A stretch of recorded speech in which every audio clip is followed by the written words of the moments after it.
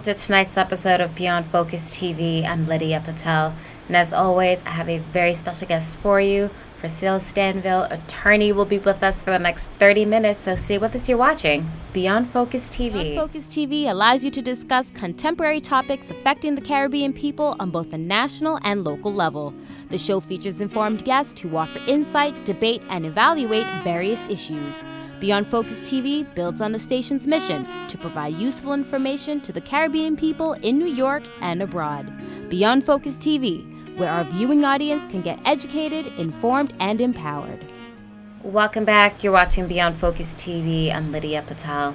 Like I said, I have someone who's no stranger to the Beyond Focus family. Frasilie Stinvil, who's an attorney, will be with us yet again. So welcome back to the program. Thank you so much for having me. I'm excited. It's great to have you back because you do so much in the community. You've done a lot just being a female, having your own business, having your own practice. There's a lot. So we're very, very proud of that. And we love being able to promote that. Yes.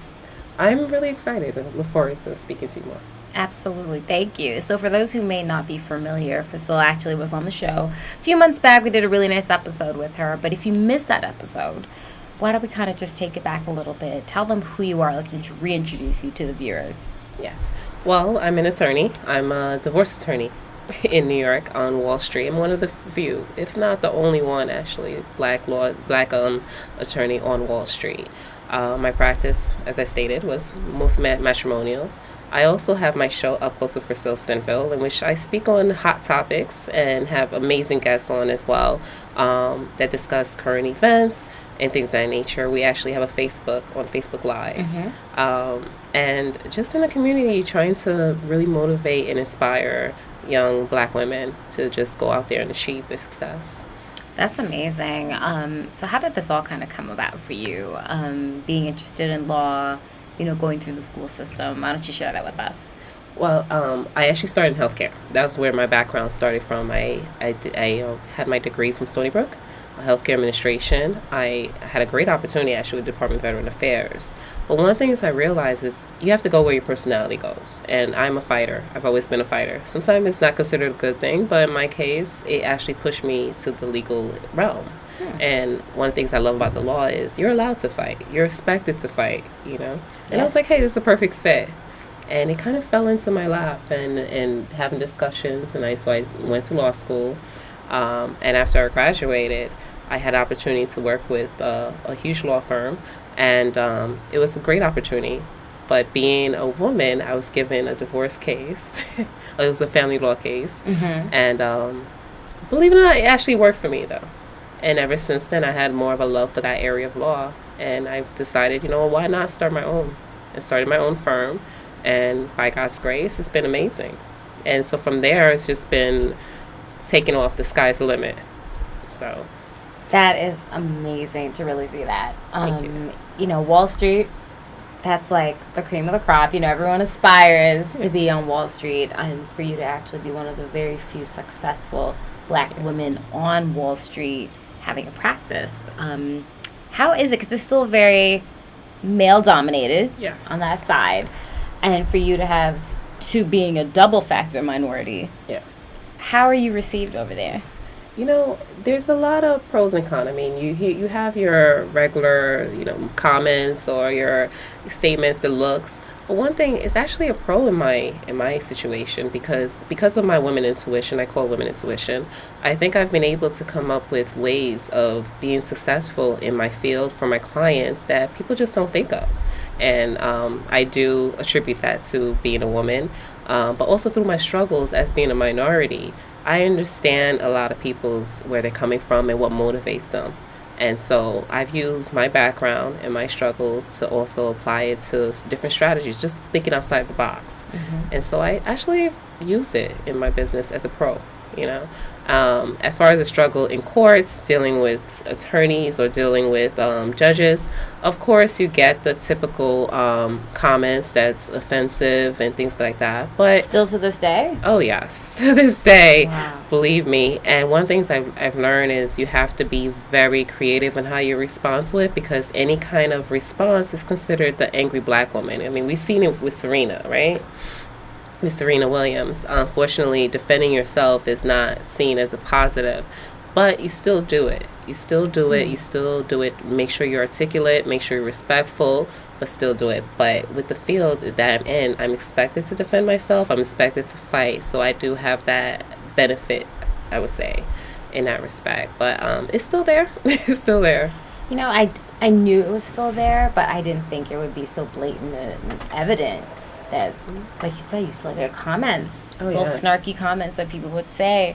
Yeah. How have you trained yourself, or really just, I guess that just comes with experience, where you just learn to hold in certain things? You know, it's, again, the psychology of it. I've learned that someone who's losing a fight usually attacks the person. So if the other side is actually attacking me as individual, then they probably lost the fight in the case, so I'm winning. So once I turned that kind of thinking around, it just helped me to go into a different strategy. And just learn that it's not me. I know who I am. You know, very confident in knowing who you are. Sometimes help understand, you know, your ignorance. I won't rise to that level, or I won't stoop to that level, I should say. Mm-hmm. And just, you deal with it. You deal with it, because unfortunately I will get penalized worse for responding than that person would for actually antagonizing or provoking.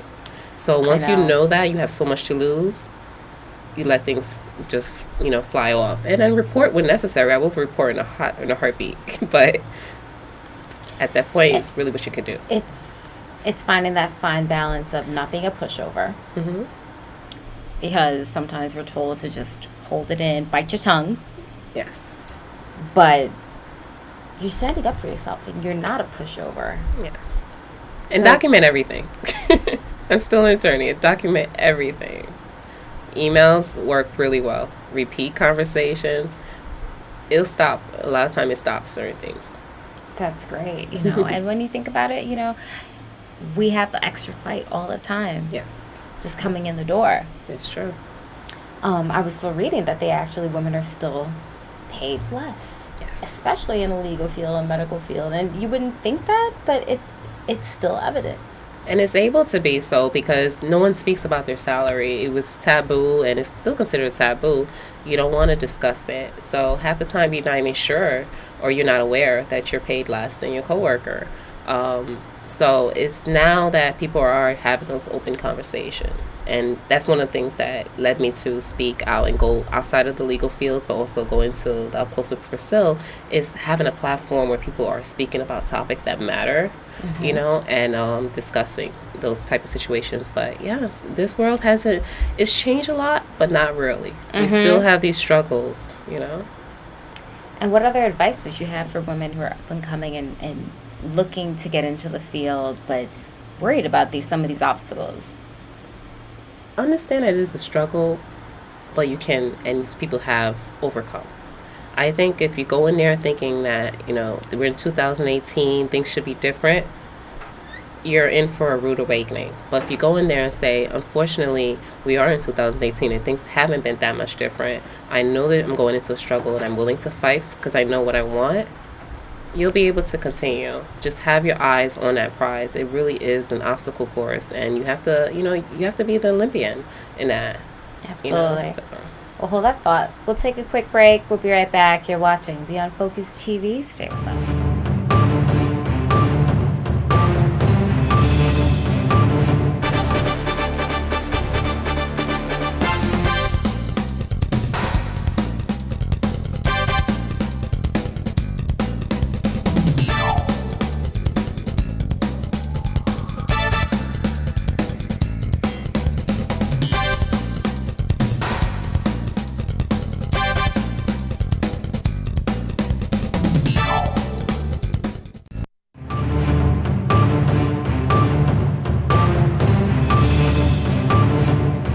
Back. You're watching Beyond Focus TV. I'm Lydia Patel. So, Priscilla, let's talk about Up Close with Frasilie Stinvil. So that's your online web show. Yes. And I love it because I've actually caught a couple episodes, which is so great because I've always had a passion for the legal field. Because even though I'm on the media side, the two just somehow always end up intertwined together. Yes. There used to be, and he still has it, where an immigration attorney would be on a very popular Caribbean show. Yeah. Similar web format. people will call in, give their questions, and so from getting into that a few years back, I've always been interested in it. And I think your platform is so good to actually where you discuss these topics, because if you don't have a traditional outlet to do it, where are these questions going to get answered? How are these people going to get heard? Yes, no, I agree with you 100%. And that's really, this was the baby that me and a few of my colleagues and producers and team came up with, is because we wanted something where the community can speak and really just have a voice and able to discuss, but also get some understanding too that they may not have. And we're actually going to relaunch the show. We've noticed a trend as far as having a platform where you have personalities, array of voices though, not just one, speaking on topics. And so we want to go that route with Upholster Frasilie Stinvil, to have an array of people with different voices, different backgrounds, not just mine and my own legal aspect of it, but maybe if we have another a professional or another person that could bring something to the topic that could help people. So we are working on that, and so we're hoping to relaunch real soon in that respect. But it's been a really good, well received, because the community needs that. I mean, we've had a lot of shows where people, you hear the latest gossip and all those things, but to have a show where you actually have something that matters and you could connect is just an amazing thing. How do you line up your topics and start producing and getting ready, or narrow it down because you do it for an hour, so it's like, okay, you got to really pick a couple things so people are going to elaborate on it. Yes. A lot of it is current events, but a lot of it too is from the audience. The audience actually, through the email upholsterfrasiliestinvil@gmail.com, we've gotten topics of things that's relevant, and we merged the two. We try to merge the two, besides stay current, but also stay relevant, to people's issues. And so those are pretty much how we've gotten the topics thus far.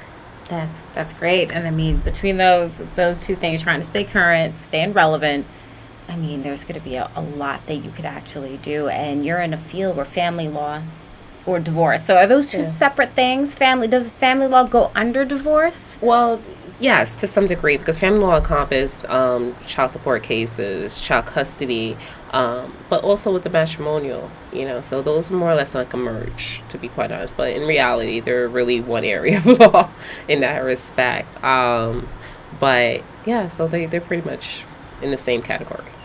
In matrimonial law, I mean, there's a certain, I think when people say, oh, marriage is outdated, but the funny thing, a lot of people are still getting married. Yeah. And I believe in marriage. I think love is a wonderful thing. Just be smart about it.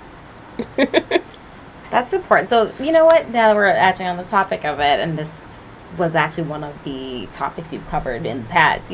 Tips for, you're all in love, and there's prenuptials.